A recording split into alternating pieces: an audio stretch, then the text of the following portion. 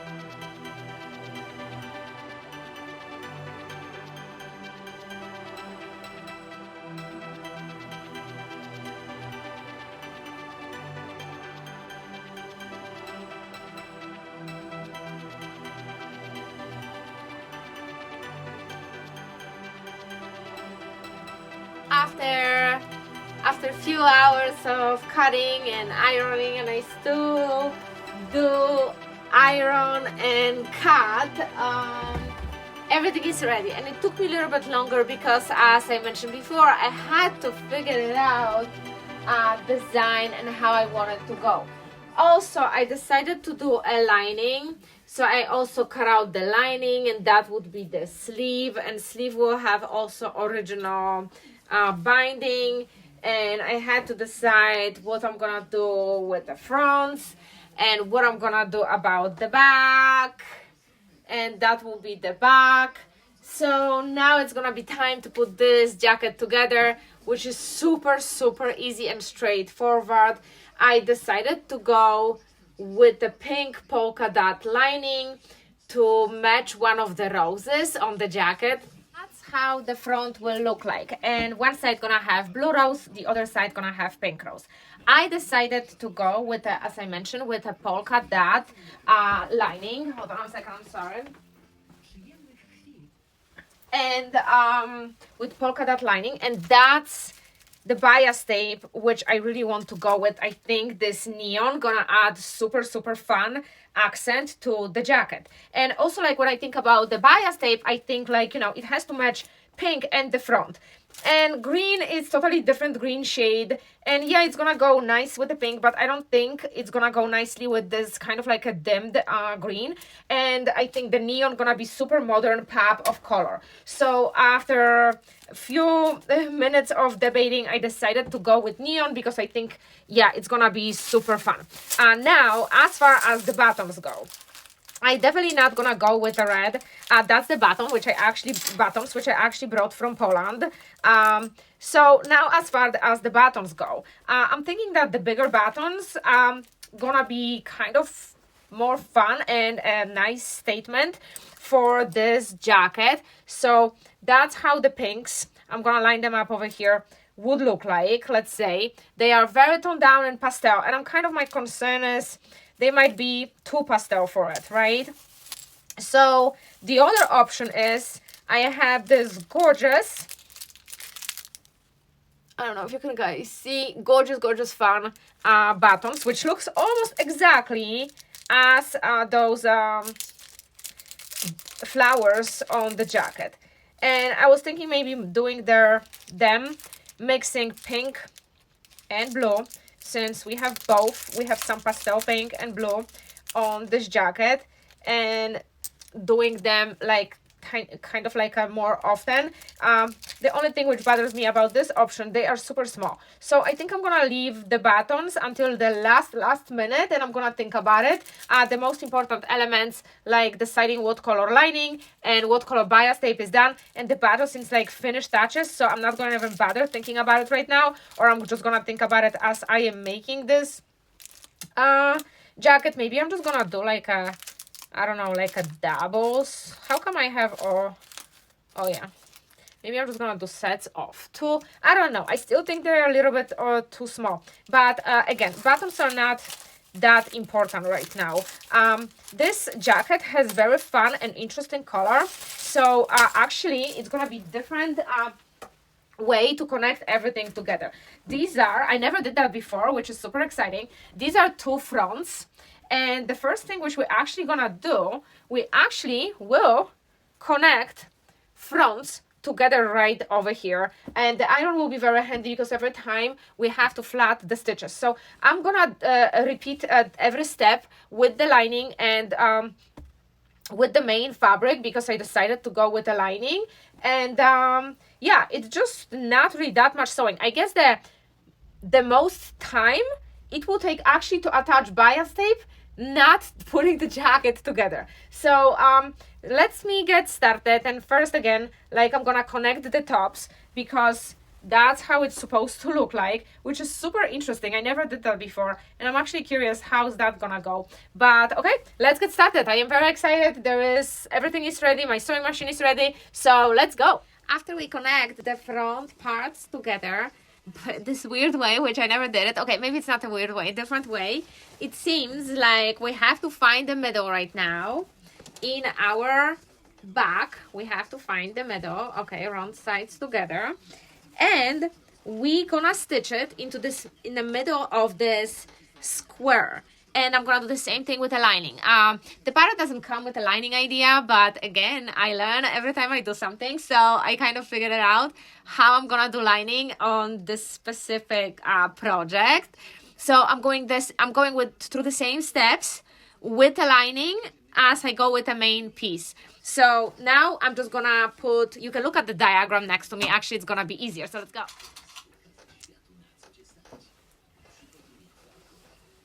Maybe that's not the best way to record, but general idea is I'm gonna clip those pieces together, and it was so easy to find the lining, and then I'm gonna stitch it together. But on the other hand, I kind of don't understand. I have to look at the pattern again, which is right there. Oh, maybe it's just keep on going until we're gonna meet the shoulder, and then we're gonna attach actually the arms, and we're gonna be basically done with this jacket, which is, again, easiest jacket ever. And then I'm gonna figure it out how I'm gonna actually do the lining. After I stitch the lining together, I have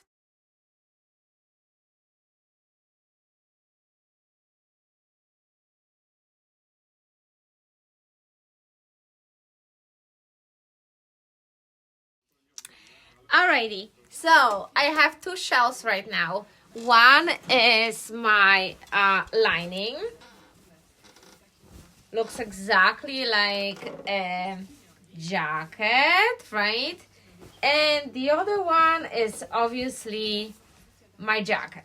So my general plan is to connect my lining into the jacket everywhere around except of the bottom, and then just flip the jacket inside out through the bottom.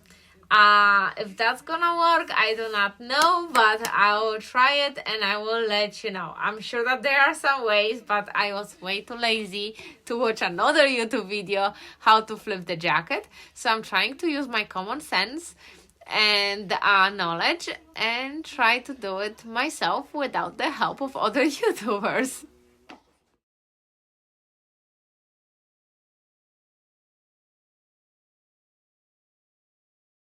So at this point, I'm clipping bias tape all around the jacket, and I'm going to attach it, and then I have to decide actually what do I want to do with the buttons. And I'm not sure if this jacket is actually made for the buttons or for ties only, because if you see, there is no really like reason to overlap it. There is no room to overlap it. Otherwise the jacket will be very much off the center. So I'm gonna think about closures, because the pattern comes with the ties, so maybe I need to do the ties, because otherwise they're gonna overlap and the blazer or jacket not gonna look even. So I have to think about it, but I have tons of work with attaching bias tape, and I'm gonna end up with double-sided jacket again. Okay, this is day 2 of working on the jacket, and do you guys ever experience something like you did good job, but there is like this tiny detail which bothers you,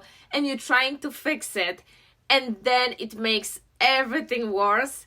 That's exactly what happened to me yesterday. Everything was good, and I was trying to fix this tiny detail, and I messed it up, and I have to start all over again. So I did attach lining to the jacket, and probably I could stop right there and just have my edges finished like that. But I really want to go with this neon bias tape, because I think it's gonna add super fun detail and make this jacket very springy and also modern. So I start to clip the bias tape. Alrighty, and bias tape is attached, and the blazer is ready except of closures. So look at this. I just have to iron it still. Look at this, and I wanted sleeve to be rolled, so this is the only part which has original bias, and you know me, I want to keep original finish somewhere on my project. So generally that's the front, and I still have to iron it because it doesn't, and steam it, so because it doesn't sit right on or maybe actually does. And that's the back. Look at that. Look at this. I am so proud of myself. So it's kind of like an Easter basket, if I'm thinking about it. I am just still on the very fence for the closures, which I have. So as far as closures go, I made my decision. I don't want ties, because I think the fact that is so simple. Let me move the camera this way. The fact that it's like so simple in front, and it has very like a simple finish around your neck. I don't want to mess with the closures. I don't want buttons, because I don't think it's made for the buttons. I think the original pattern has ties, so I don't have ties because I think it's gonna be too much going on, and it's gonna take away from this design I made. I think what I'm gonna do, I don't know how they called in English, but like this kind of like a hoops. I'm gonna try to find like extra large in like gold or maybe silver, and just have like this hoops kind of things, and I think that will work. And over than that, look at this. I even made it with a nice finish over here. So the other idea is maybe I'm just gonna leave it without any closures, and I have plenty of those in variety of sizes. They kind of like buttons, not buttons. I don't know actually what they are used for. I thought that is super fun solution for clothing. So maybe I'm just gonna leave those. And if I want to one day close the jacket, I can use this type of closure, as you see, and I have like a ton of them, and that also gives me like a freedom if I want to just close it in the middle and I don't want to mess with the rest of the blazer and have like other visible closures anywhere. So probably I will stick just with that for now. So I put it on for you, and as you see, I put few of those over here as example. They're not even sitting like in evenly spaced. So maybe I'm gonna use something like that. Oh, and I didn't even like pay attention to space them up evenly, but just to give you idea how this can work. Obviously, it's not gonna work as a button, but they're pretty stable, I have to say. And maybe I'm just gonna like keep few of them specifically for this jacket, or maybe in the mid-time I will actually come up with different idea. But generally, I love the fit. It's small, oversized, and as you see, I'm obsessed with this pink recently. I have to roll up the sleeves because everything I do, it's literally way too amazing pattern. It took me it would take me just to put it together with the bias tape, probably about 3 hours without the lining and without the cutting and tracing. Just putting it together, it took me about 2.5 hours, including bias tape. But I really took my time this time because I said I don't want mistakes.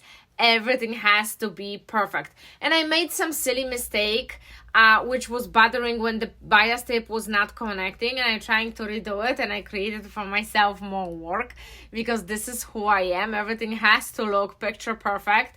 But you know, I did it. I add myself additional time to the whole project, but I highly recommend you this project. Just do it, have fun. Don't use the quilt if you don't have it. Use fun fabric, make a pattern itself, design itself, a process of making it itself, super easy, piece of cake, like a butter. Everything was super easy. Love you bunnies. Again, the designing part of it was the challenging part for me, just because I was trying to save the money on quilt.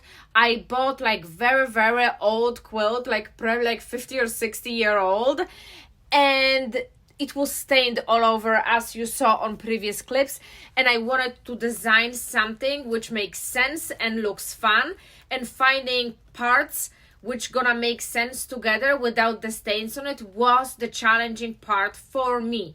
But if you're gonna buy the quilt and there is no stains, sky is the limit. It's gonna be super easy, just cutting up 5 pieces, 3 hours of work, and you have that. So generally, I really love this oversized kind of vibe. It's not too oversized. The back of the jacket looks like that, if you can guys see it. And I don't think I want to add anything. I think I did a really good job designing it. You can also do this if you want to, but generally it's a pretty fun project, and I highly recommend this pattern. It was super fun.